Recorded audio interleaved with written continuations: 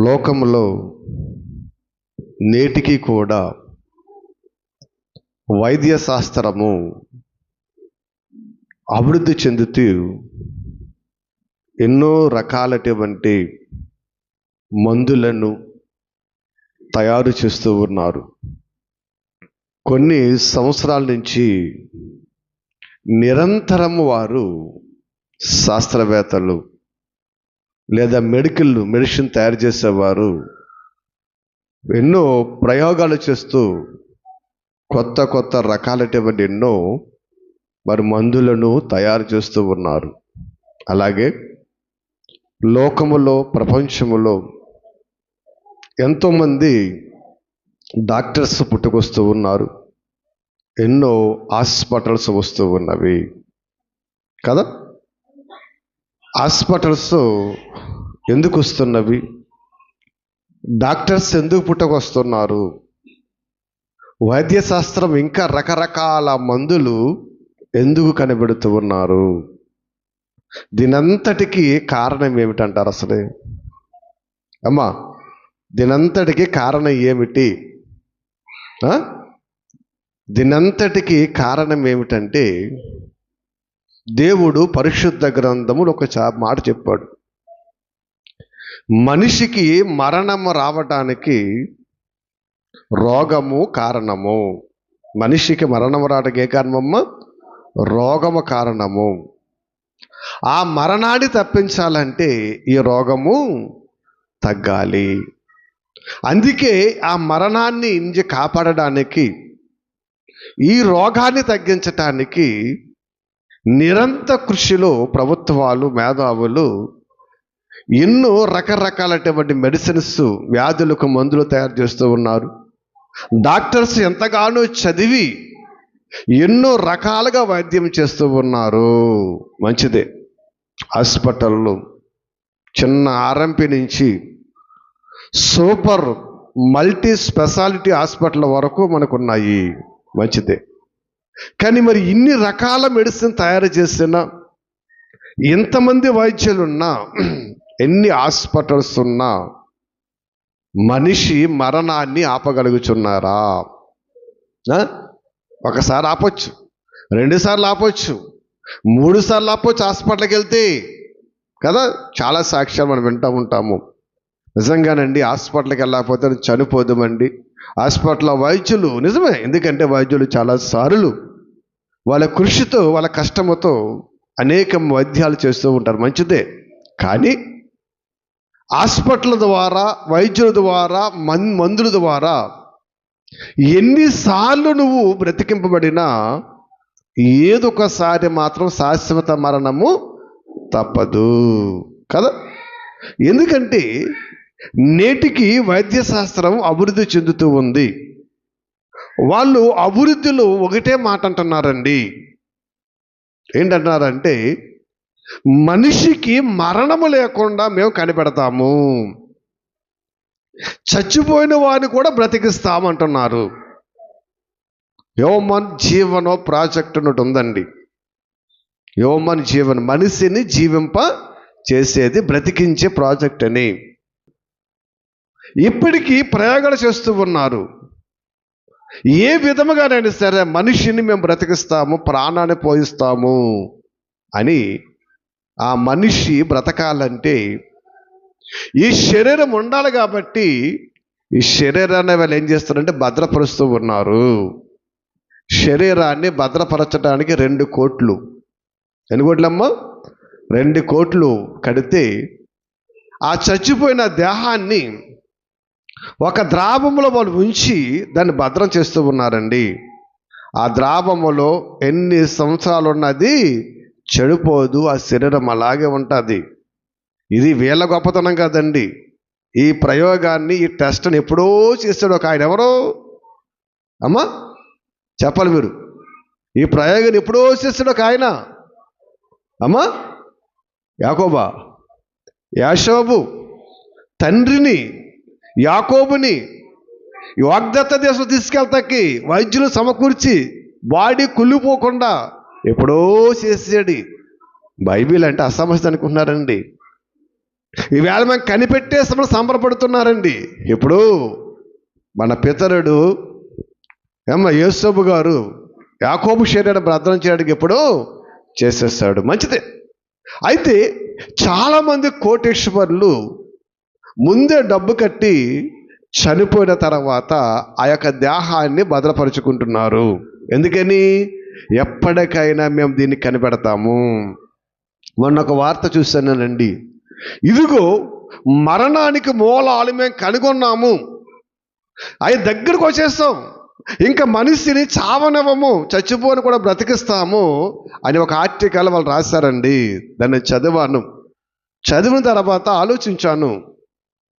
మీరు కనిపెడతారంటున్నారు, మీరు కనుగొనని అంటున్నారు, అసలు నా దేవుడు ఏం చెబుతున్నాడు, నా బైబిల్ చెప్తుందని ఆలోచన కలిగి మరి బైబిల్ చదివినప్పుడు ఎన్నో అద్భుత సంగతులు మనకు కనబడుతూ ఉంటాయి.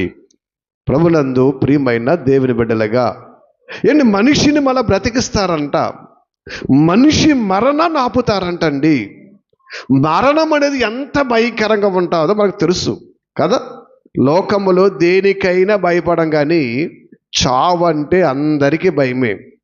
అమ్మ, నేను చావుకు భయపడను అనేవారు ఎవరు ఉంటారా? ఎవరు ఉండరు. చావు అంటే అందరికీ భయమే, చనిపోవడం అందరికీ భయమే. కాబట్టి మనం ఆలోచన చేస్తే ప్రసంగి గ్రంథం 12వ అధ్యాయం 1-7 వరకు ఇదే సందర్భం రాస్తూ ఉంటాడు ఆయన. మరణం అనేది ఎంత భయంకరంగా ఉంటుందో, మరణం అనేది ఇటువంటి స్థితిలో ఉంటుందో దేవుడు చక్కగా ఆ హిస్టరీ అంతా మరి రాసుకొస్తూ ఉన్నాడు. ప్రభునందు ప్రియమైన దేవుని బిడ్డలుగా ఆలోచన చేయండి. ఇప్పటికీ మనిషి చంద్రమండలం మీదకి వెళుతున్నాడు, అంగారకుడి మీదకి వెళుతున్నాడు, విశ్వములో చాలా గ్రహాలను కనుగొంటున్నాడు కదండి కదా. మనిషి టెక్నాలజీ ఎంతవరకు అభివృద్ధి తెలుసండి. మొన్న ఒక న్యూస్ చూస్తానండి. ఎక్కడో అంటార్కిటిక్లో ఉన్న పేషెంట్కి, మా వాక్యాన్ని జాగ్రత్తగా కదలకండి, మాట తిరగండి. అంటార్కిటిక్లో ఉన్న పేషెంట్కి ఇండియాలో ఉండి శాటిలైట్ ద్వారా కడుపులో ఏముందో స్కానింగ్ తీస్తాడండి. చూసారా వార్త? అప్పుడప్పుడు వార్తలు కూడా చూడండి. ప్రపంచం తెలియాలి మనకి. ప్రపంచం తెలిస్తే బైబిల్ గొప్పదనం తెలుస్తుంది. అమ్మా, ఎక్కడో అంటార్కిటికాలో మనిషికి, మన ఇండియా ఇతర దేశాలు కదా, ఇండియా మేధస్సు, ఇండియాలో ఒక మరి డాక్టరు ఇక్కడి నుంచి శాటిలైట్ ద్వారా కడుపులో ఏముందో స్కానింగ్ తీస్తాడండి. అంటే ఎంత టెక్నాలజీ పెరిగిపోయిందండి. ఎక్కడి నుంచి మనం కూడా హాస్పిటల్కి వెళ్ళక్కర్లేదు, ఇంటికాడు ఉంటేనే స్కాన్ తీసేస్తారేమో. ఏమ్మా, మరి ఎంత టెక్నాలజీ అభివృద్ధి చెందుతున్నప్పటికీ, మనిషి ఎంత అభివృద్ధి చెందుతున్నప్పటికీ మరి మరణాన్ని ఎందుకు కనుక్కోలేకపోతున్నాడు? మరణాన్ని ఎందుకు ఆపలేకపోతున్నాడు? మరణ మూలాలు ఎందుకు మనసుకు తెలియట్లేదండి? ఆలోచన చేయండి. డాక్టర్స్ మన దేహాన్ని అంతా చదివేశారండి. మరి దేహాన్ని అంతా చదివిన వాడు ఈ దేహంలో ఏ పార్ట్ ఎప్పుడు పనిచేయదు, ఏ పార్ట్ ఎప్పుడు ఆగిపోతుందో తెలీదా డాక్టర్స్కి? మన ప్రతి అవయవం మీద వాళ్ళకి పట్టుంది. కానీ నీవు ఎన్ని అవయవాలు నీ దేహములో ఉన్నాయో ప్రతి అవయవం మీద నీకు పట్టున్నా కానీ మరణం అనేది మాత్రము ఆపటము, చచ్చిపోయిన వారిని బ్రతికించటము ఈ మనుషులకు సాధ్యమంటారా? ఎందుకంటే కీర్తన గ్రంథం 89:48లో కీర్తనాకారుడి ద్వారా దేవుడు ఒక చక్కటి మాట చదివిస్తూ ఉన్నాడు. ఎన్నోసార్లు మనం చదివిన మాట, మనకు సుపరిచితమైన మాట, మన మనసులో ఉండవలసిన మాట. 89:48 చూడండి. మరణము చూడక బ్రతుకు నారుడెవ్వడు. ఇది ప్రశ్న వేస్తున్నాడు దేవుడండి. ఇది ప్రశ్న. ఏమన్నాడు? అసలు చచ్చిపోకుండా ఉండే మనిషి ఎవడు? ఎవడైనా అసలు భూమి మీద ఉన్నాడా అంటున్నాడండి. ఉన్నాడా? ఆలోచన చేయండి. ఈ ప్రపంచాన్ని జయించిన హిట్లర్ చచ్చిపోయాడు కదా. దేవుడే లేడు, సైన్సే ప్రధానమైనటువంటి అతను చచ్చిపోయాడండి. భూమి మీద ఎంతవరకు బ్రతికిన వాడు ఎవ్వడు లేడు. ఇదిగో 2000 సంవత్సరాలు బ్రతికాడు, 3000 ఉత్తిదే. అవన్నీ పేపర్లో, అవన్నీ అబద్ధాలండి. ఇక్కడ మనం ఆలోచిస్తే అసలు మరణము చూడక బ్రతుకు నరుడు ఎవడు అని దేవుడు ప్రశ్న వేస్తా ఉన్నాడండి. ఎవడన్నా ఉన్నారా? సాక్షాత్తు ఈ ప్రపంచాన్ని రక్షించడానికి వచ్చినటువంటి, మరణపు ముల్లుడి విరిచినటువంటి యేసుక్రీస్తు కూడా ఈ దేహముతో ఉండగా మరణించాడు. అంటే ఈ దేహాన్ని ధరించిన ప్రతి మనిషికి మరణం అనేది ఉంది. అది దేవుడు పెట్టే నిబంధన. దాన్ని తప్పించటము, మార్చటము అసలు ఎవరి వర్లనో కాదు ప్రభునందు ప్రియమైన దేవుని బిడ్డలుగా. ఎందుకంటే మరణాన్ని మూలాలు కనుగొంటున్నారు వీళ్ళండి. మరణాన్ని ఎలా ఛేదించాలని వీరెన్నో ఆలోచనలు వీళ్ళు చేస్తూ ఉన్నారండి. ఒక్కసారి మనం ఆలోచన చేసినట్లయితే ప్రభునందు ప్రియమైన దేవుని బిడ్డలుగా, మరి ఇన్ని ఆలోచనలు చేసినా, ఇన్ని పరిస్థితులు చేసినా ఎందుకు వీరు మరణాన్ని ఆపలేకపోతున్నారు? చాలామంది చాలా ప్రయోగాలు చేశారండి. అసలు మనిషి ఎలా చచ్చిపోతున్నాడో మేము చూడాలని చావు బతుకుల మధ్యన మనిషిని, అంటే ఒక పావు గంటల అరగంట చచ్చిపోతారు కదండి, అటువంటి మనిషిని పెట్టిలో పెట్టి చుట్టూ కెమెరాలు పెట్టేసి, పెద్ద పెద్ద కెమెరాలు లోపల ఆ చచ్చిపోయిన ఆత్మ ఎలాగెళ్తుంది, మనిషి ఎలా చచ్చిపోతుందో చూద్దారనండి చాలా ప్రయోగాలు చేశారు. కానీ వారి కెమెరాలకేమీ చిక్కలేదు. ఎందుకని? మరణము ఎవరి వశంలో ఉంది? మనుషుల వశంలో లేదండి. ప్రభునందు ప్రియమైన దేవుని బిడ్డలుగా ఇంకా మనం ముందుకెళ్తే, ఎందుకంటే యోబు గారు మాట్లాడుతూ 3వ అధ్యాయము 23వ వచనం ఒకసారి చూద్దాం.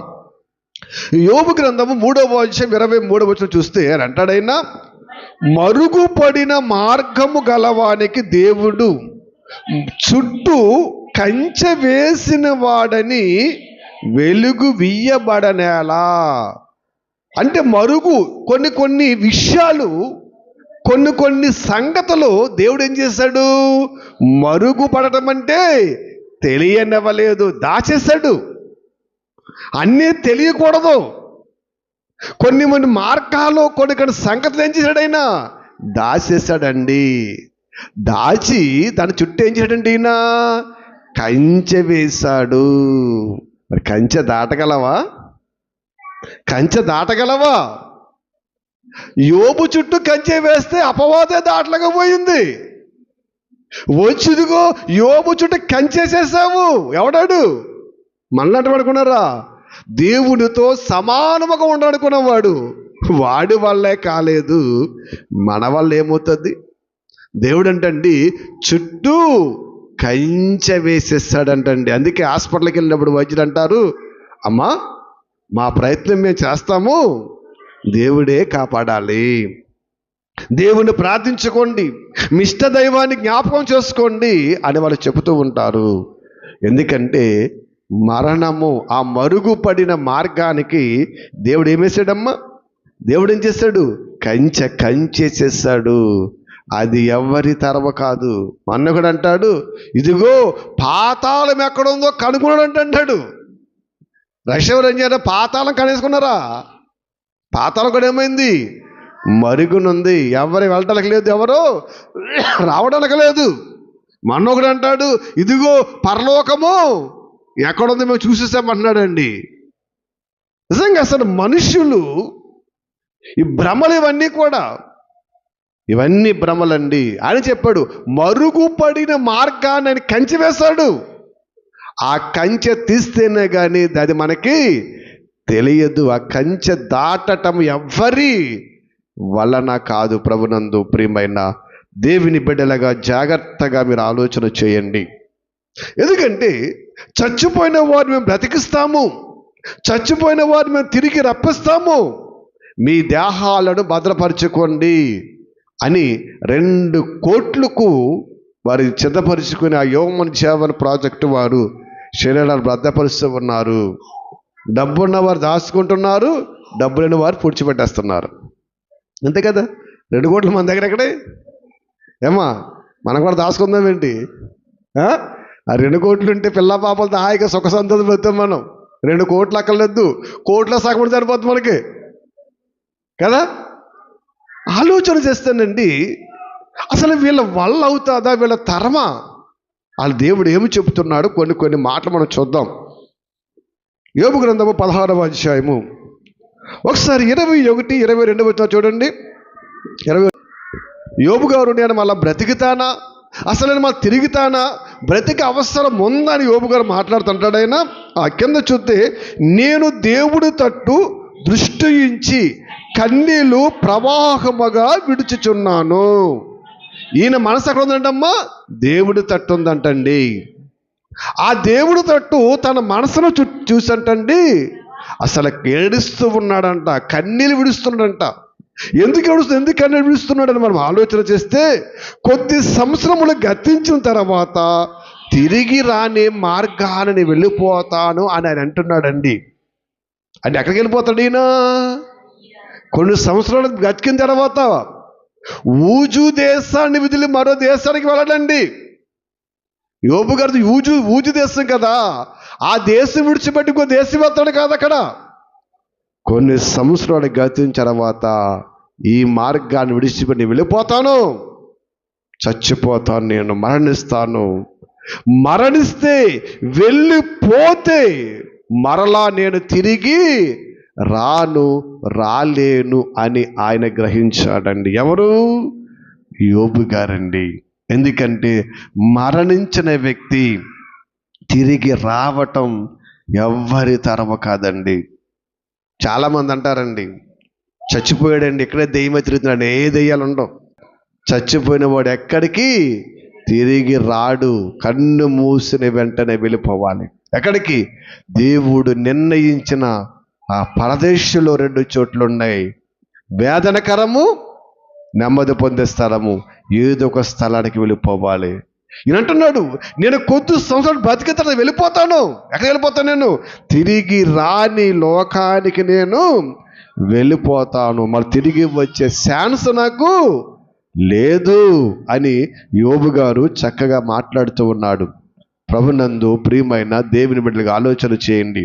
ఎందుకంటే మరణము అనేది దేవుని వశములో ఉందండి.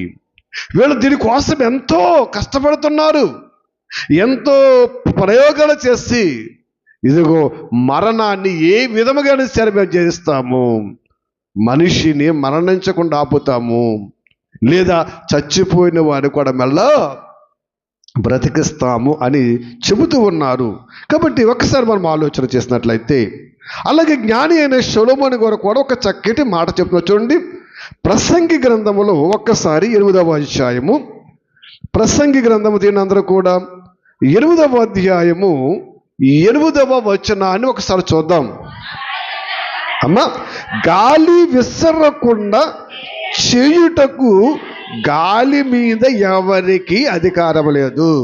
ఒకసారి అమ్మా, ఇక్కడ గాలి విసరకుండా కదా, గాలివాన వస్తుందనగానే ప్రభుత్వాలు ఏం చేస్తాయమ్మా? తాటేకిల్లో ఉన్న వాళ్ళు బిల్డింగుల్లోకి, రోడ్డు మీద ఉన్న వాళ్ళు ఇంట్లోకి చేరుస్తాయి. గాలి కొని ఆపేయచ్చు కదా, ఈ బాధలే ఉండవు కదా. ఎవడి తరం గాలిని ఆపటానికి? గాలిని ఆపడానికి ఎవడి తరము? గాలి విసరకుండా చెయ్యువాడు ఉన్నాడా ఈ భూమి మీద? ఎవడైనాను? ఎవడు లేడు. గాలి వేస్తే బిల్డింగులే, రేకులే, చెట్లే ఎగిరిపోతాయండి. చూడండి, బైబిల్ ఎంత గొప్పదో చూడండి. ఎవడి తరము కాదు, అసలు ఎవడి వల్ల కాదు అని చెప్తున్నాడు చూడండి. అధికారం ఎవరికి లేదు. అలాగే మరణ దినం అంటండి ఎవరిని వశము కాదు. అసలు మరణ దినము అది ఎవరి వశము కాదండి, అది ఎవరి వలన కాదు. ఇదిగో మరణము మా వశము అనుకున్నారా మీరు? మరణం ఎవరి వశములో కాదండి. వైద్యము చేసే డాక్టరు వైద్యము చేయడం వరకే. దేవుడు మొరాలకించి ఆయుష్ని ఇవ్వాలి తప్ప ప్రాణం పోసే అధికారము ఎవరికి లేదు? వైద్యుడికి లేదు. ప్రభునందు ప్రియమైన దేవుని బిడ్డలాగా ఆలోచన వచ్చాడు. మీరు అనొచ్చు, ఏమండి వైద్యుడు మన బలహీనతకి వెళ్ళినప్పుడు మరి బాగు చేస్తున్నాడు కదనొచ్చు. మంచిదే, బాగు చేస్తున్నాడు. మరి ఆరోగ్యముగా వెళ్ళిన వారు హాస్పిటల్లో చచ్చిపోతున్నారు. మన తోలేరు గ్రామంలో చక్కగా కోయిట్ నుంచి వచ్చింది ఆవిడ, ఆరోగ్యంగా వచ్చింది. కడుపులో కంతి ఉందని ఆపరేషన్ కోసం వెళ్ళింది. బలహీనతకి వెళ్ళేదే ఆ కంతి ఆపరేషన్ చేసుకుంటే వెళ్ళింది, హాస్పిటల్కి వెళ్ళింది. ఆరోగ్యంగా నడిచి చక్కగా నవ్వుతూ వెళ్ళిందండి. హాస్పిటల్లో తిరిగి రాక బెడ్ మీదే చనిపోయింది. ఏ నీరసం లేదే, ఏ బలహీనత లేదే. మరి ఆరోగ్యంగా ఉన్నప్పుడు ఎందుకు చనిపోయింది? డాక్టర్ రక్షించలేడా? డాక్టర్ కాపాడలేడా? డాక్టరు వైద్యం చేయటం వరకే. ఆయుష్ ఇవ్వాల్సింది ఎవరు? దేవుడు. నీ వాయుస్ లేదు అన్నాడు, ఇంతేనండి. వెంటనే ఆమె అక్కడే చనిపోయింది. ఆరోగ్యంగా ఉన్నావిడండి. ఎంతమంది చచ్చిపోవట్లేదు రోడ్డు అంటానండి. హార్ట్ ఆగిపోయి ఎంతమంది చచ్చిపోవట్లేదు, ఊపిరి ఎంతమంది కాకపోతలేదు. వాళ్ళందరూ అనారోగ్యంతో ఉన్నారనుకుంటున్నారా? ఆరోగ్యముగా ఉన్నవారే. మరణము ఎవరి వశము కాదు. ఈ యుద్ధమందు విడుదల దొరకదు. దౌష్ట్యము దానిని అనుసరించిన వారిని తప్పించదంటండి. దౌష్ట్యము అంటే అంగిరి, మరణానికి ఆకలంటండి, మింగివేస్తుందంటండి.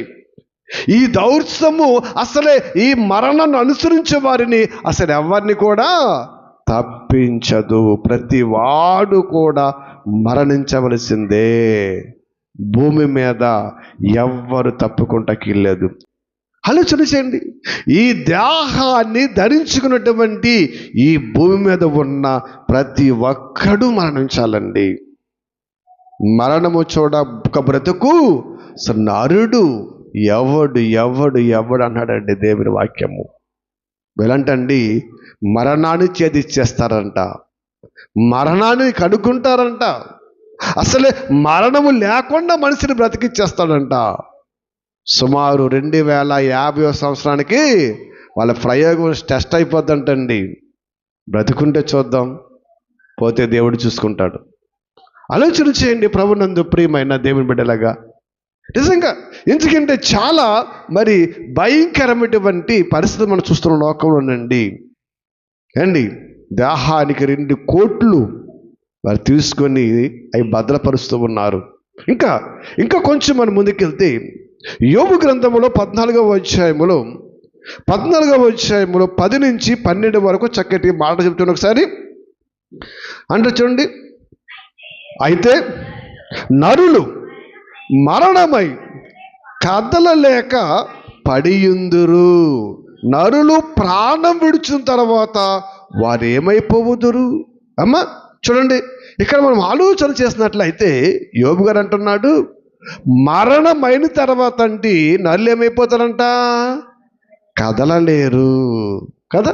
అంతవరకు చక్కగా ఆడుతూ పాడుతూ తిరుగుతూ ఉంటారు, మాట్లాడుతూ ఉంటారు. ఎప్పుడైతే ఆత్మ ఈ దేహాన్ని విడిచి మరణము అనే పేరుతో ఈ 2 వేరైపోతాయో ఆ దేహము ఎటు కదలదండి. దాన్ని మరొకరు కదపాలి, మనం మొయ్యాలి, మనం వేర్చాలి. అది ఎటు కదలలేదు అంటున్నాడండి. ఆలోచన చేయండి.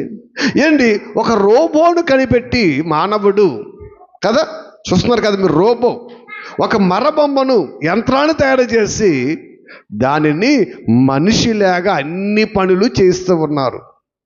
మనం చెప్పింది వింటుంది, మనకు నేర్పిస్తూ ఉంది, మనం ఏ పని చెప్తే చేస్తుంది.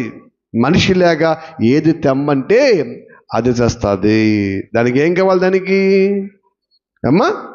ఏం కావాలి? కరెంటు ఛార్జింగ్ కావాలి. దానికి ఏమి పెట్టడమ్మా? కరెంటు ఛార్జింగ్ పెడితే సరిపోతే అన్నీ చేస్తుంది.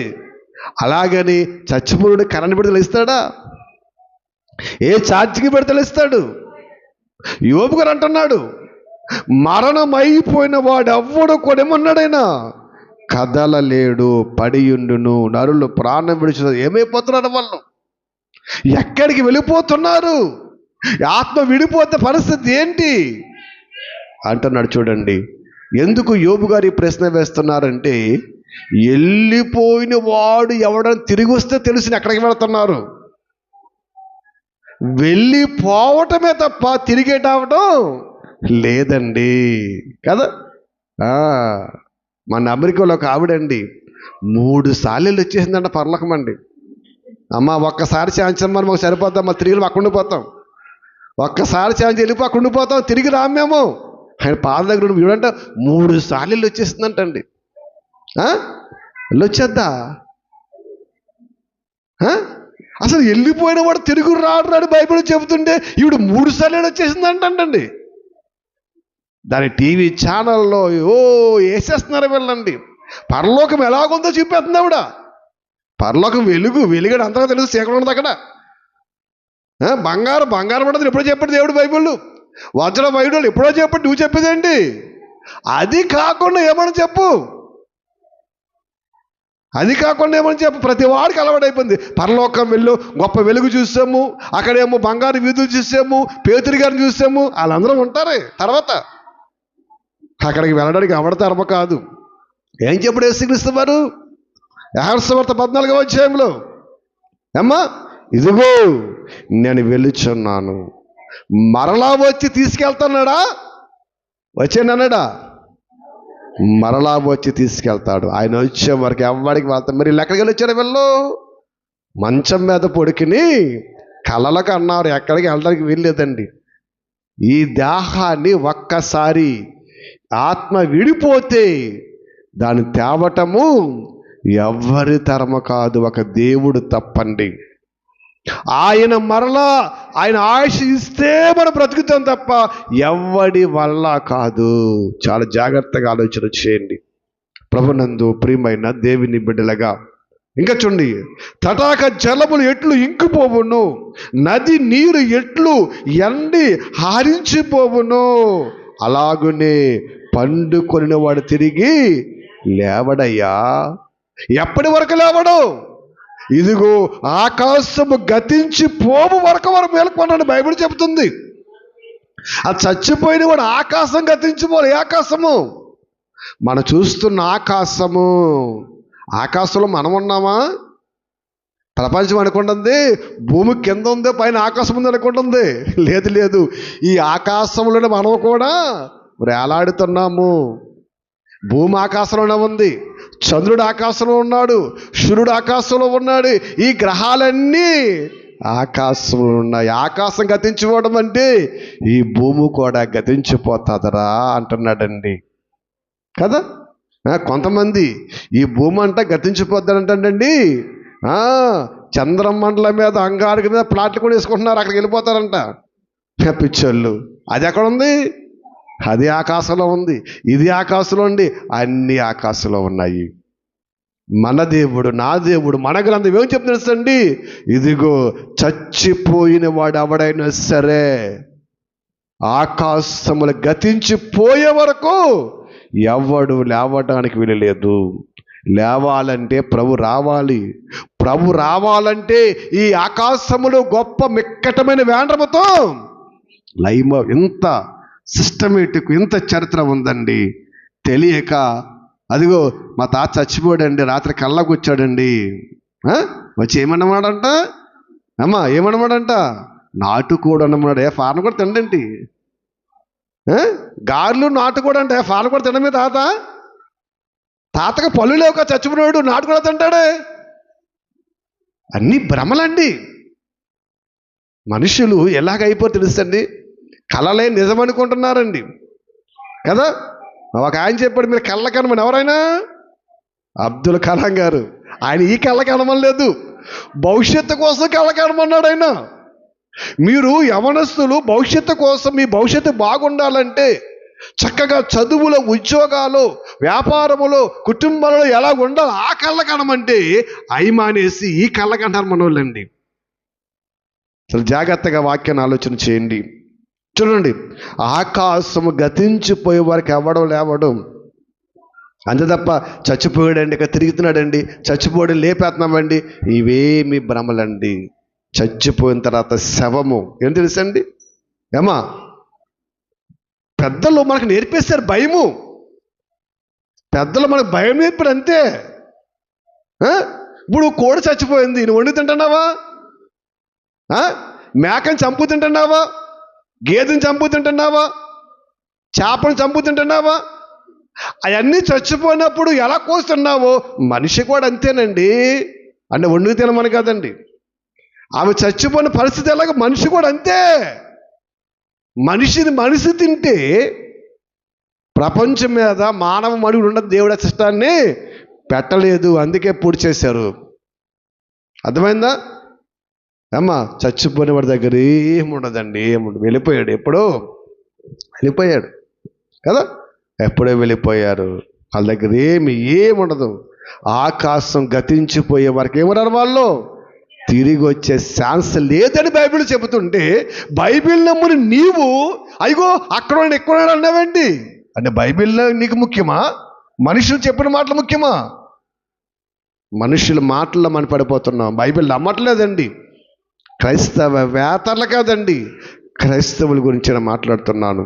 ప్రభునందు ప్రియమైన దేవుని బిడ్డగా అది వచ్చిన 14 వచ్చినము, మరణమైన తర్వాత నరులు మరలా బ్రతుకుతురా? దేవుడు ప్రశ్న వేస్తున్నాడు, చచ్చిపోయిన వాళ్ళ బ్రతుకుతాడా? బ్రతుకుతాడా అంటే అర్థమేంటి? ఆయన ఆశ్చర్యం వేస్తున్నాడు, బ్రతుకుతారా? ఛాన్సే లేదే. మరణమైన తర్వాత నరులు మరల బ్రతుకుతురా? అలాగ యుండుని ఎడల నా విడుదల కడగ వరకు నా యుద్ధ దినములను నేను కనిపెట్టుకుందని కదా అన్నాడు యోబు గారండి. మళ్ళా బ్రతుకుతారా? అలాగుంటే నేను కూడా కనిపెట్టుకుందని కదండి అయ్యా. యోబు గారికి ఏమన్నా ఆశ తక్కువ అండి? ఆ ఊజు దేశంలో గొప్ప ధనముద్రను రాయబడి ఉంది. అంత ధనమున్న ఆయన అన్నాడే, అలా బ్రతికితే నేను కూడా కనిపెట్టుకుంది కదా, నా దేహాన్ని నేను భద్రం చేసుకుంది కదా. ఆఫ్టర్ ఆల్ మన కోట్లే ఉన్నాయి, దేశమే అయిందండి. ఎప్పటిలాగా అప్పుడు ఇది కాదు ఏంటి, డబ్బు కాదు, అప్పుడు ధనం ఏంటి అమ్మా? బంగారము వెండి కదా. ఇప్పుడు కాసు బంగారం ఎంత ఇప్పుడు అమ్మా? టీవీ చదివాడు, బంగారం చూసి మనుషులు గుండ్లు గబేలు అంటండి. ఆఫ్టర్ ఆల్ కాసు బంగారం కొంటానికి మన గుండ్లు గబేలు అంటున్నాయి. కాసు బంగారం కొనడానికి మన ఆస్తులు అమ్ముకోవాల్సి వస్తుంది. కానీ యోబు గారికి ఎంత ఉంటుంది బంగారం? కేజీలే ఏంటి, కేజీలే వెండి బంగారము. ఏంటది? మామూలుగా లేదండి వాళ్ళకండి. గుట్టలో మన చైనావా అధికారం ఒకటి అంటే ఆశిసాలక లంచాలు తీసుకుని ఎంత బంగారం సంపాదించి తెలిసండి అతను. మీ దృష్టిలో ఎంత బంగారం ఉంటుందంటారు ఏమా? లంచాలు తీసుకుని జనాలు మోసం చేసి జనాలకి మాయ మాటలు చేసి సంపాదించేశాడు. డబ్బుదిలేండి, బంగారం అని తెలుసండి 13 టన్నులన్నర ఉందంటండి. టన్ను అంటే ఎంత అనుకున్నారమ్మా? 100 కేజీలు ఒక కింట, 100 కేజీలు ఒక కింట, 100 కింటాలు ఒక టన్ను, 13 టన్నులన్నర బంగారం ఉందండి. అంటే ఇంకా బూడిదిలేండి, డబ్బుదిలేండి. నిజంగానండి ఆడికి ఉరి శిక్ష చంపేస్తున్నారు ఇప్పుడు అండి. చంపేయాలి. ఎంతమంది నడిపించి దోసుకుని ఉంటాడు, ఎంతమంది నడిపించుంటాడు. టన్నులు దోస్తాడంటండి. 13 టన్నుల బంగారం అంటండి. కాసు బంగారం కొనుక్కుంటాక మనం అవసరం గడగల ఆడిపోతున్నాం. టీవీల్లో చూసి ఆనందపడటమే తప్ప ఆ నగ చూసి పెట్టుకునే అదృష్టం మనకి లేదు. ఇక్కుంటే బాగుండు ఆశపడతాం అంతే. వీళ్ళ మాత్రం కేజీలు దేవుడు రేపు లెక్కప్ప చెప్తారండి. ఎవడు ఊరుకోడు. బంగారం లేదని బాధపడకండి. వాళ్ళ ఇళ్లలో కేజీల బంగారం ఉన్నాయండి, బాధపడకండి. కేజీ బంగారం ఉన్నవాడు నిప్పుల్లో కాలిపోతాడు. కాసు బంగారం లేకపోయినా బంగారు వీధులు దేవుడు నిన్ను నడిపిస్తాడండి. దేవుడు స్తోత్రము. తెలుసా ప్రభునందు ప్రియమైన దేవుని బిడ్డలాగా అలా అంటున్నాడు. ఈ యోబు గారు సామాన్యుడైనా అసలు దేశమే అయింది. మరలా బ్రతుకుతారు అంటే అసలు నేను కనిపెట్టుకుంటుంది కదండి రా బాబు, నేను చూదును కదా, మరలా బ్రతుకుతారా, బ్రతికే ఛాన్స్ ఉందా అంటున్నాడు అండి. అంటే అర్థం ఏంటి? బ్రతికే ఛాన్స్ లేదు. ఎవరు తెలుసు? యోబు గారికి తెలుసండి. అందుకే ఆస్తి పోయినా, అంతా పోయినా, ఏది పోయినా, సర్వము కోల్పోయినా దేవుని విడిచిపెట్టలేదండి. అది విశ్వాస జీవితం, అది భక్తి జీవితం అండి. దేవుని బిడ్డలుగా చాలా జాగ్రత్తగా మనం ఆలోచన చేయాలి. ఎందుకంటే మేము లేపేస్తాం, మేము బ్రతికిచ్చేస్తాము. ప్రజలను మోసం చేస్తూ ఉన్నారు. ఆలోచన చేయండి ధనవంతులారా, కోట్లు కోట్లు ఖర్చు పెట్టి మీ దేహాలు భద్రం చేసుకుంటున్నారా? ఎన్ని కోట్లు ఖర్చు పెట్టినా మీ దేహం తిరిగి లేవదు అని నా దేవుడు చెప్పాడని ఖచ్చితంగా లేవదు. ఎందుకంటే ప్రపంచం తల్లకిందులైనా ఈ దేవుని మాట గతించదు. ప్రభునందు ప్రియమైన దేవుని బిడ్డలుగా ఆలోచన చేయండి. ఇంకా మనం ముందుకెళ్తే యోబు గ్రంథములో 38వ అధ్యాయంలో, యోబు గ్రంథములో 38వ అధ్యాయంలో ఇంకా ఒక చక్కటి మాటను యోబు గారి ద్వారా దేవుడు చదివిస్తున్నారు. చూడండి ఒకసారి 16-17 వచనం చూద్దాం. సముద్రపు ఊటలోనికి నీవు చొచ్చితివా, మహాసముద్రం అడుగును నీవు సంచరించితివా, మరణ ద్వారమునికి తెలియనా, మరణాంధకార ద్వారమును నీవు చూసితివా అన్నాడండి. ప్రశ్న వేస్తున్నాడండి. ఏమన్నాడు? సముద్రపు ఓటలలోకి, సముద్రపు అగాధములోకి వెళ్ళావా? ఆ సముద్రపు లోతెంత నీకు తెలుసా? ఇవాళ కూడానండి ఆస్ట్రేలియాలో ఒక లోతైన ప్రదేశం ఉంది, అంటార్టికాలోనండి. మెరీనా ట్రెంచ్ అంటారు దాన్ని. ఏమంటారమ్మా? మెరీనా ట్రెంచ్. ఆ ప్రదేశంలోకి వెళితేనంటండి అది ఎంత లోతుందో తెలియదు. ఎటువంటి వాడైనా అక్కడికి వెళ్ళిన వెంటనే మునిగిపోద్దంటండి. అక్కడికి వెళ్ళిననే మునిగిపోద్దంట. కొన్ని వాడలు మునిగిపోయిన అంటే ఎన్నో, దాని లోతు తెలుసుకోవడం ఎంతో ప్రయత్నం చేశాడు, ఎవడి వలన కాలేదు. ప్రభునందు ప్రియమైన దేవుని బిడ్డలుగా అదేనండి, సముద్రము ఏమో అడుగు నీవు తెల్లావా, చూసావా అని చెప్తున్నాడండి. ఇంకా చూడండి, మరణ ద్వారం నీకు తెలియనా, అమ్మా మరణ ద్వారం నీకు తెరవబడిన, మరణాంధకార ద్వారం చూస్తావా అంటే మరణ ద్వారం తెలుసా? నీకు తెలిసిపోతుందా? నువ్వేంటి ఇదిగో మరణ ద్వారం తెలిసేసుకుంటాం, అసలు మనుషులు చావడము బ్రతికిచ్చేస్తున్నాం, మరణ మూలాలు మేము తెలిసేసుకుంటాం అంటున్నారండి. మరణ మూలాలు ఏంటి? హార్ట్ ఆగిపోతాము, లేదా కిడ్నీ పోతామంట, లేదా బ్రెయిన్ డెడ్ అయిపోతామంట. ఇవన్నీ అంటే ఇవి అనుకుంటున్నావేంటి? అన్నీ బాగున్నవాడు కూడా పోతాడు రా బాబు, అన్నీ బాగున్నవాడు కూడా పోతాడు. దేవుని చిత్తము ఒక మరణ దినాన్ని రాశాడంటే వాడు ఎక్కడున్నా పోవలసిందే, పెట్టి తాళం వేసినా పోవలసిందే, చుట్టూ 100 మంది సైన్యమున్నా పోవలసిందే. మనం చూస్తారు కదా ఏమా, ఒక దేశ మంత్రి ఆయన మాట్లాడుతున్నాడు, పక్కనే ఉన్నారు సెక్యూరిటీ గార్డ్స్ అయినా, వాళ్ళందరూ చూస్తూ ఉన్నారు, అనేక జనం ఉన్నారండి. మాట్లాడుతూ గుండె ఆగిపోయింది, అలా పడిపోయాడు. చచ్చిపోతాను తెలిసి అతనికి పక్కనే సెక్యూరిటీ గార్డ్స్ పట్టుకున్నారండి. ఒకటి హాస్పిటల్ తీసుకున్నాడికి లేడు, మరణించాడని చెప్పారండి. మరణ ద్వారానికి తెలుసా? నువ్వు తెలుసుకుంటావా? అది నీకు తెలియబడతాదా అని దేవుడు అడుగుతున్నాడు. ప్రభునందు ప్రియమైన దేవుని బిడ్డలుగా ఆలోచన చేయండి. నీవెంత ప్రయత్నం చేసినా, ఎన్ని విధాలుగా ఆలోచించినా మరణ ద్వారము నీ వల్ల కాదు అని దేవుడు చెబుతున్నాడు. తెలుసా? ఒక అద్భుతమైన మాట మనం చూద్దాము. ఈ మరణం గురించి మనిషి తెలుసుకోగలడా? ఈ మరణాన్ని ఎప్పటికైనా మనిషి ఛేదించగలడా? అసలు మనిషికి మరణం లేకుండా అసలు ఈ భూమి మీద మనిషి చేయగలడా అని ఆలోచిస్తే ఒక అద్భుతమైన మాటను దేవుడు చెబుతున్నాడు. ఒక్కసారి మరలా యోబు గ్రంథం 3వ అధ్యాయంలోకి వచ్చేయండి. యోబు గ్రంథము 3వ అధ్యాయంలోకి వచ్చేస్తే దేవుడు మాట్లాడుతున్న ఒక అద్భుతమైన మాట చూస్తే 21వ వచనం చూడండి ఒకసారి.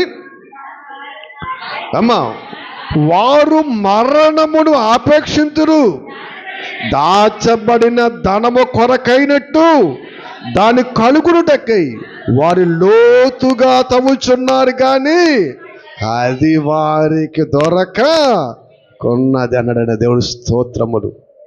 ఎక్కడ తవ్వుతారంటే అమ్మా, లోతుగా తవ్వేస్తారంట. చూడండి ఏమంటమ్మా, వారు మరణమును అపేక్షిస్తున్నారు. మనిషి మరణించకుండా ఉండాలని, మనిషిని మరణించకుండా లేపాలని, మరణమే మనిషికి లేకుండా చేయడం వాళ్ళు ఏం చేస్తారంట, ఆలోచించేస్తున్నారంటండి.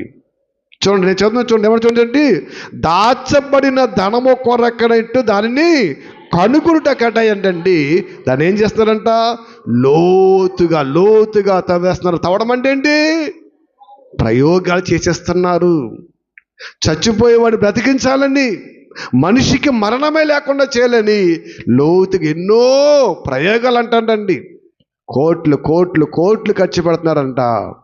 మీకు విషయం తెలుసా, మరణము లేకుండా చేయడానికి ప్రయోగము చేసేవారు కూడా చచ్చిపోతున్నారు. 2012 నుంచి అండి మనకి ఎంతమంది చచ్చిపోయి ఉంటారు.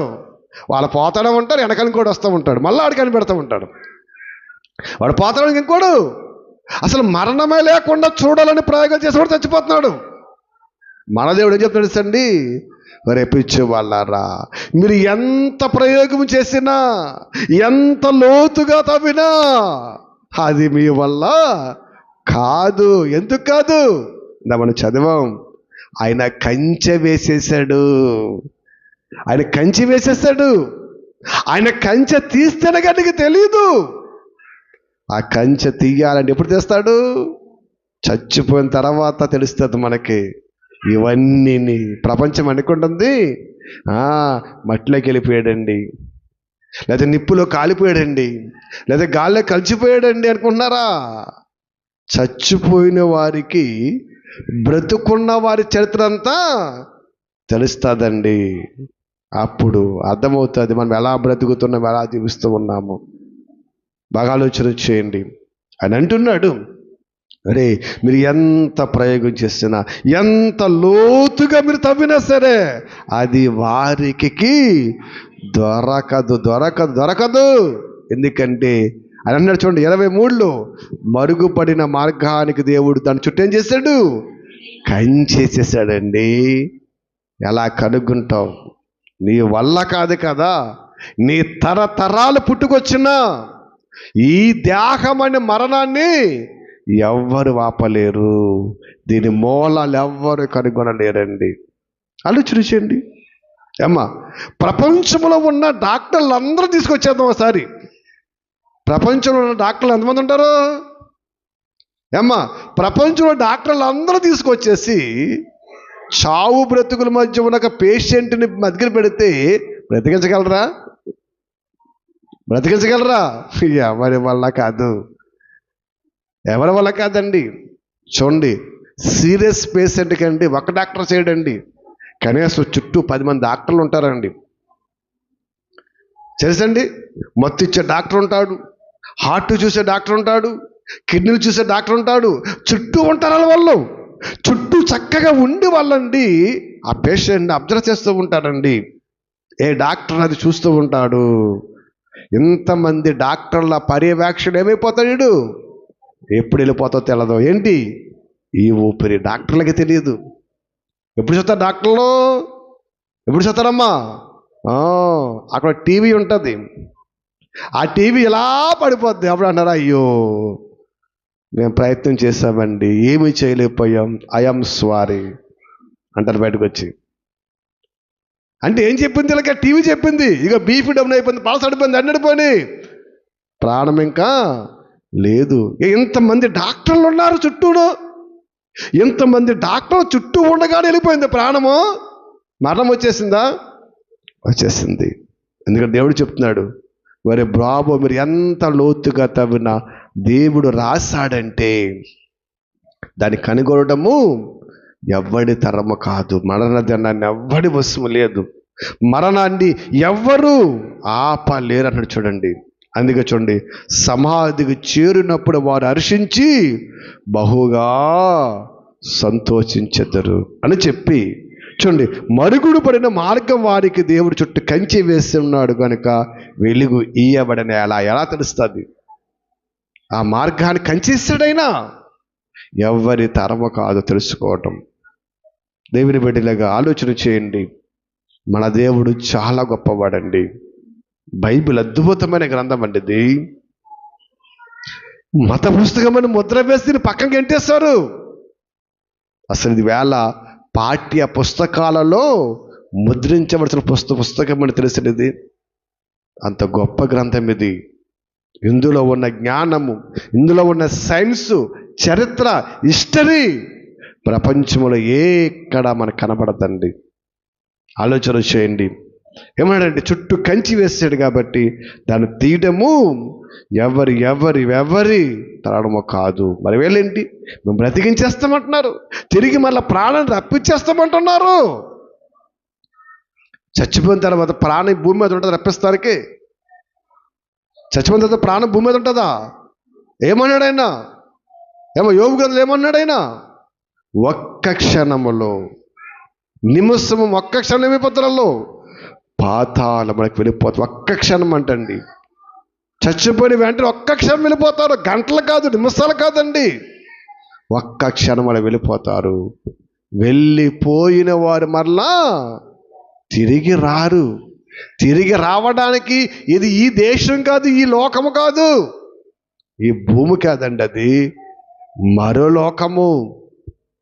ఆ లోకంలోనికి వెళ్ళేరే వారే కానీ తిరిగి వచ్చేవారు ఎవరు ఉండరు. రావాలంటే దేవుడు పంపాలి, రావాలంటే దేవుడు పంపాలి. అందుకే అన్నాడు యోబు గారు. చూడండి, యోబు గ్రంథము ఒకసారి 7వ అధ్యాయము ఒకసారి 8వ వచనం చూడండి. 8వ చూడండి ఏమండమ్మా? నన్ను చూచువారు కన్ను ఇక మీద నన్ను చూడదు, నీ కళ్ళు నా తట్టు చూచును గాని నేనుండకపోదును. మేఘం విడిపోయి అదృశ్యమగునట్లు పాతాళముకు దిగిపోయిన వాడు ఎప్పుడునూ రాడు అన్న. చూడండి, యోబు గారు మాట్లాడుతున్నాడండి. నన్ను చూచువారు కళ్ళు ఇక మీదట నన్ను చూడవు. ఇప్పుడు దాకా వాళ్ళు చూస్తారు కదా, ఇప్పుడు దాకా చూస్తారు, ఇక మీదట చూడవు. తెలుసు కదా, మన కుమారి చనిపోయింది. మనదాకా మనందరూ చూస్తాం బిడ్డ. సంఘములో, గ్రామములో తిరుగుతూ అటు ఇటు చర్చలో చూస్తాం. తన రూపాన్ని చూడగలిగాం, తన పనులు చూడగం, అన్ని చూడగలిగాం. మరి ఇక్కడి నుంచి ఆమెను మనం చూడగలమా? మనకు కనపడుతుందా? ఏమైపోయింది? మరణం అనేది కొనిపోయింది, చూడలేం. అదే దేవుడు చెబుతున్నాడు. యోబు గారు అంటున్నారు, మీరు ఇప్పుడు నన్ను చూస్తున్నారు కదా, ఒకవేళ నేను మరణిస్తే మీరు మళ్ళా నన్ను చూడలేరురా బాబు, చూడలేరు. ఎందుకంటే మేఘము విడిపోయి అదృశ్యమగినట్లు పాతాళముకు దిగిపోయిన వాడు ఎన్నడూ రాడు. అర్థమైందా? మీరు బాగా చూడండి, ఆకాశం వైపు మీరు చూడండి. ఆకాశం వైపు మీరు చూసినప్పుడు, మేఘాలు కమ్మినప్పుడు ఆ మేఘం విడిపోతుంది. పెద్ద మేఘం ఉంటుంది కదండి, పెద్ద మేఘం ఉంటుంది. ఆ పెద్ద మేఘం ఏం చేద్దంటే ముక్కలు కింద విడిపోతుంది. విడిపోయిన మేఘము మీరు చూస్తూ ఉండగా మీకు కనబడకుండా ఏమైపోతుంది? కనుమరుగైపోతుంది. కనపడదు మేఘం, మళ్ళీ మేఘం కనపడదు. ఎప్పుడైతే విడతం ప్రారంభించిందో అది కనుమరుగైపోతుంది, కనబడదు. అలాగే చనిపోయిన వాడు పాతాళానికి దిగిపోతాడు. వాడు ఎన్నడూ కూడా రాడు, రావడానికి అవకాశము లేదు అని బైబిల్ చక్కగా చెబుతుంది. చూడండి, ఇంకొక మాట చూసి గారు చూడండి ఒకసారి. అతడు ఇక ఎన్నటికి తన ఇంటికి తిరిగి రాడు, అతని స్థలం అతనికి మరలా నెరుగడని. చూడండి, ఎన్నటికనండి. ఎప్పటికి వస్తాడు అనుకున్నారు? ఎప్పుడు వస్తాడా? ఎలా అంటున్నారు? మీరు కంగారు పడకండి, 2050కి మనం కనుక్కుంటాం, చచ్చిపోయిన అందరూ బ్రతికించేస్తాం అంటున్నారండి. కానీ బైబిల్ ఏమంటుంది? అరే ఇప్పుడు కాదు, 50 కాదు కదా, 2050 కాదు, 50,000 సంవత్సరాలకైనా నీ వల్ల కాదు, ఎప్పటికింటికి రాడు. ఆకాశం గతించిపోయే వరకు వారు తిరిగి లేవరు, ఎప్పటికి తిరిగి రారు. లేవలేరు అని దేవుని వాక్యం ఎంత చక్కగా చెప్తుంది చూడండి. ప్రభునందు ప్రియమైన దేవుని బిడ్డలాగా వచ్చే ఛాన్స్ ఉందంటారా?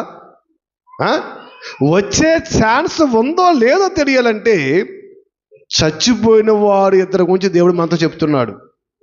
లోకాసువార్త 16వ అధ్యాయం మీరు వెళ్తే అక్కడ 22వ వచనం నుంచి అంటాడు, ధనవంతుడు చచ్చిపోయాడు, లాజరు చచ్చిపోయాడు. లాజరు అని అక్కడ బీదవాడు, ధనవంతుడు చచ్చిపోయేవాడు, బీదవాడు చచ్చిపోయాడు. అంటే అక్కడ వ్యత్యాసం చూపిస్తున్నాడు అండి. ధనవంతుడు చచ్చిపోయాడు, బీదవాడు చచ్చిపోయాడు. బీదవాడు లాజరు కదా, ఇద్దరు చచ్చిపోయారు. చచ్చిపోయి ఎక్కడికి వెళ్ళిపోయారు. ఎవరి చోటికి వాళ్ళు వెళ్ళిపోయారు. పాతాళములో ఏంటి ఆ యొక్క పరదేశులు వేదకర్మ స్థలకేమో ధనవంతుడు వెళ్ళిపోయాడు, నెమ్మది పొందే స్థితికేమో ఈ బీదవాడు, ఈ దరిద్రుడు వెళ్ళిపోయాడండి. దరిద్రుడు అంటే ఎవరికి దరిద్రుడినా అమ్మా?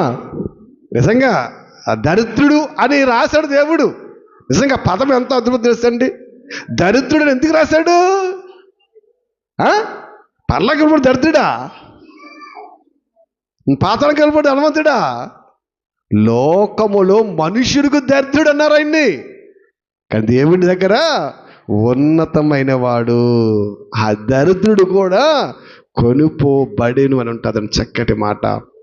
లోకములో మనుషుడి కండి నీ దృష్టికి ఎన్నిక లేనివాడు, నీ దృష్టికి చిన్నవాడు, నీ దృష్టికి చాలా తక్కువవాడు. ఎక్కడికి వెళ్ళిపోయాడమ్మా? అబ్రహాము రొమ్మున ఆనుకొని వెళ్ళిపోయాడు. వెంటనే ధనవంతుడు, ఏంటి ప్రభువా ఇక్కడికి వచ్చేస్తాడన్నాడు. ఏమి లేదని ఆయన ఇష్టం వచ్చిన బ్రతికావు, దేవుడు అంటే భయం లేదు, భక్తి లేదు, అందుకడికి వచ్చేస్తున్నాడు. లాజరు ఎందుకు వచ్చాడంటే, లాజరు ఒక దేవుడి కోసం కష్టాలు అనిపించాడు, బాధ అనిపించాడు, ఆయన నిందలు పడ్డాడు, ఎన్నో అవమానాలు భరించాడు. లోకం దద్దుడు అంత, లోకం తిట్టింది, బూతులు తిట్టింది, ఎన్నో రకాలుగా ఉంది. చివరికి నువ్వు కూడా అన్నావు, త్రోసి చేసావు, అన్నీ భరించుకుంటూ ఇక్కడికి వచ్చేసాడు నాయన అన్నాడు. అది పోలే ప్రభువా, అయిపోయింది, నేను వచ్చేసాను, నేను వెళ్ళడానికి వీలుంది అన్నాడు. లేదు నాయన, ఇక్కడికి వచ్చేవారు కానీ వెళ్ళేవారు లేరు, ఇక్కడ వచ్చేవారు కానీ వెళ్ళేవారు లేరు నాయన అన్నాడు. మరి ఎలాగ ప్రభువా? ఎందుకంటే ఏముంది, భూమి మీద నాకు 5 సహోదరులు ఉన్నారు, వాళ్ళు కూడా దుర్మార్గులే, ఎందుకని నేను దుర్మార్గుడు కదా, వాళ్ళు కూడా ఇక్కడికి వచ్చేస్తారు ప్రభువా, వాళ్ళు రాకుండా ఉండాలి అంటే ఇదిగో ఒక్కసారి మా ఊరు వాడు కదా, మా ఇంటికాడ పెరిగాడు కదా, మా లాజర్ను పంపు, ఒక్కసారి లాజర్ను పంపితే వాళ్ళతో మాట్లాడతాడు, వాళ్ళు మారుతారు అన్నాడు. అని అబ్రహం గారు ఏమన్నాడు? పిచ్చివాడా, ఇక్కడికి వచ్చేవాళ్ళు కానీ అక్కడ వెళ్ళడానికి లేదు, ఒక్కసారి దేహాన్ని విడిచిపెడితే వెళ్ళడానికి లేదు. కాబట్టి భూమి మీద ఎవరు ఉన్నారు? అక్కడ మోషే ప్రవక్తలు చాలామంది ఉన్నారు కదా, వాళ్ళు చెబితే నమ్మితే వస్తాడు, లేకపోతే పోతాడు, అంతే తప్ప ఇక్కడ ఉన్న వాళ్ళు భూమి మీదకి వెళ్తాకి లేదు అని ఖచ్చితంగా చెప్పేస్తాడండి. ఎందుకు రాసి తెలిసింది ఈ చరిత్ర? ఎందుకు రాసి తెలుసా? ఇంకను ఒకవేళ చచ్చిపోయిన వారు బ్రతుకో చెప్తారనుకుంటున్నారని ప్రపంచము, అమెరికాలో ఆవిడ ఉంది కదా, తెగ ట్రోల్ చేసేస్తున్నారు. ఆవిడ పరలోకం మీద వచ్చేసిందంట, ఆవిడ చెబుతుంటే వీళ్ళు చప్పడ కొట్టే సంబరపడిపోతున్నారు. లాజరుకే రావడానికి లేదు, మనం వచ్చేస్తామా? లాజరుకే రావడానికి లేదు, మనం వచ్చేస్తామా? పైగా ధనవంతుడు రిక్వెస్ట్ చేశాడు, అబ్రహాము ఒక్కసారి పంపు నాయన అన్నాడు. లేదు ప్రభువా, అసలు అక్కడ కుదిలేరా బాబు, అసలు మీకు మాకు మధ్యన కలుసుకోవడానికే లేదు. ఎవరికనే అమ్మా? వేదనకరమైన వాడికి నెమ్మ కలుసుకోవడం. ఎందుకని? దేవుడు పెద్ద అగాధాన్ని పెట్టాడంటండి. అగాధం దాడతానికి లేదా? ఆత్మ అంటే ఎంత శక్తివంతులు తెలుసండి. ఒక్క నిమిషంలో ఒక్క సెకండ్లో కొన్ని లక్షల మనిషి కనుగోలేనంత దూరం వెళ్ళిపోతుందండి. అంత శక్తివంతమైన ఆత్మ దేవుడు నియమించిన చిన్న అగాధం దాటలేదు. అది దేవుని కట్టడ, దేవుని కంచె. దేవుడు కంచె వేస్తే ఆ కంచెను దాటటము ఎవరి తరము కాదు. ప్రభునందు ప్రియమైన దేవుని బిడ్డలాగా ఎవరి వల్ల కాదండి, ఎవరి వల్ల కాదు. వెళ్ళడానికి కుదరను నాయనా అన్నాడు. మరి ఎలాగ ప్రభు అంటే, వింటే బాగుపడతారు, వినకపోతే నీ దగ్గరకు వస్తారులే, ఏం పర్లేదు అన్నాడండి. పైగా అంటుందంట, చచ్చిపోయి ఉంటాండి వాళ్ళ తమ్ముడిని చూసిందంట అక్కడండి. వాళ్ళ తమ్ముడిని చూసిందంట. వాళ్ళ తమ్ముడు అక్కడ ఉన్నాడు పరలోకంలో. ఎవరు ఎక్కడ ఉంటారు ఎవరు తెలుసు. దేవుని కొరకు బ్రతికితే పరలోకం పడతాం, లేదా పాతాళానికి పోతాం. ఆలోచన విషయాన్ని దేవుని బిడ్డగా, మరణం అనేది కనుగొనటం మనిషి వశము కాదు. తల్ల కిందులుగా తపస్సు 2050 కాదు కదా, 50,000 సంవత్సరాలైనా నీ వల్ల, నీ తాతల వల్ల, ఎవరి వల్ల కాదు. ఎందుకంటే మా దేవుడు చెప్పాడు, నాయనా అది మరుగైన మార్గము తండ్రి. ఆ మార్గము ఎవ్వరికి కనపడదు, ఆ మార్గం ఎవ్వరు తెలుసుకోవడానికి వీలు లేదు. దాని చుట్టూ ఏం చేశాడు ఈయన? కంచె వేశాడండి. నీవెన్ని ప్రయోగాలు చెయ్యి, ఎంత లోతుగా తవ్వు, అస్సలే కనుగొనటం నీ వల్ల కాదు అని ఖచ్చితంగా చెప్పేశాడు. కాబట్టి మనమేం చేయాలి?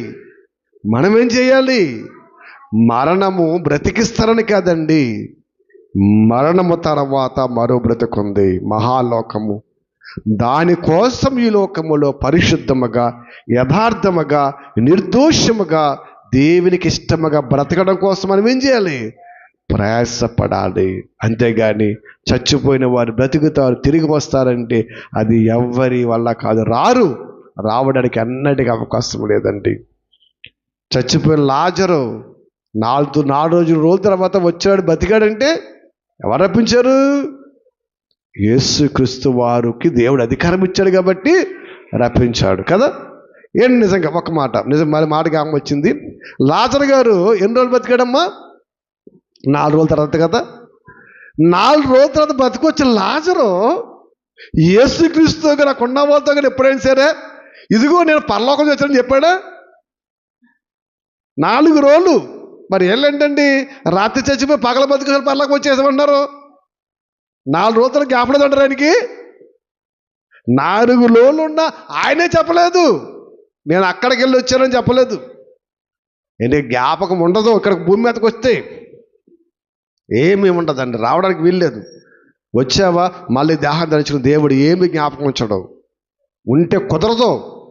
ఉంటే కుదరదు, పరిస్థితులు మారిపోతాయి. రహస్యం ఏమైపోతుంది? తెలిసిపోద్ది. రహస్యము తెలిసిపోతే బైబిల్ ఏమైపోతుంది? వ్యర్థమైపోతుంది. అందుకే మనిషి చచ్చిపోయిన తర్వాత దేవుడు లేపినా సరే వాళ్ళకి ఏమీ తెలియలేదు, మైండ్ క్లోజ్, అంతే, ఆపేశాడు. అందుకే రహస్యం అది, మరుగైన మార్గము ఎవరికి తెలియడానికి వీలులేదు. మరి వీళ్ళేంటి? వీళ్ళందరూ అబద్ధ బోధకులండి. అబద్ధం అది. చచ్చిపోయిన తర్వాత తిరిగి రావటము ఎవడి తరమ కాదు. పరలోకం వెళ్ళి రావటము ఎవడి, అలా పరలోకం వెళ్ళిన వారే లేరు. అపొస్తలుల కార్యాల్లో పౌలు గారు ఏమన్నాడే, ఈవెన్ దావీదు కూడా నేటి వరకు దావీదు మళ్ళంటే అనుకున్నారా? మహానుభావుడండి. దేవునికి ఏమిచ్చాడైనా తెలుసా? దేవుని సన్నిధి కోసం ఎలా బ్రతికాడైనా, దేవుని కోసం ఎలా ఆలోచించాడు తెలుసండి.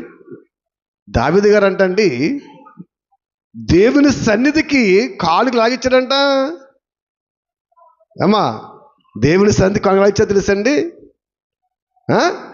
మనలాగా ఇంటికాడ ఈ జోలో ఒకటి ఈ జోలోకి వచ్చి ఇలా పట్టుకొచ్చి ఇలా బైబిల్ పెట్టుకొచ్చి ఇవ్వలేదంటండి. ఆ మందిరం కడతానికంటండి కేకేసి బంగారం అంటండి, మణుగులు అంటే ఏంటి? తీయటం కాదు, బంగారం ఏం చేస్తారు? కేజీలో తోస్తారు. మణుగులు తెలుసండి, ఇవి ఉంటాయి కదా కొంచాలో, ఆ మణుగులతో కొలవడం బంగారం అంటండి. దాంతో కొలవండి, తూకం పక్కండి. బంగారం మణుగులతో, వెండి మణుగులతో కొలిసేసి పట్టుకుపోతామంట దేవుని మందిరానికండి. అలాగే ఇచ్చాడు ఎవరు? దావీదు గారు. ఆయన ఎక్కడికి వెళ్ళేదండి నేటి వరకు? అంటే పదరాలు ఉండనుకోకుండా నమ్మాలని పరదేశంలో ఉన్నాడు. ఎందుకంటే ప్రమాదం మీతో. మళ్ళీ మా పాస్టర్ గారు దావీదు పరలోకం వెళ్ళలేదు అంటే పాత్ర మీరు అంటారు, మీరు మళ్ళీ చాలా ప్రమాదం. ఆయనే పరలోకం వెళ్ళలేదు. ఆయన వెళ్ళాలని ఎవరు రావాలి? యేసు క్రీస్తు వారు రావాలి. మనం వెళ్ళొచ్చేసావా? మనం వెళ్ళొచ్చేస్తామా? ఆలోచన చేయండి. ప్రపంచం భ్రమలో బ్రతుకుతుంది.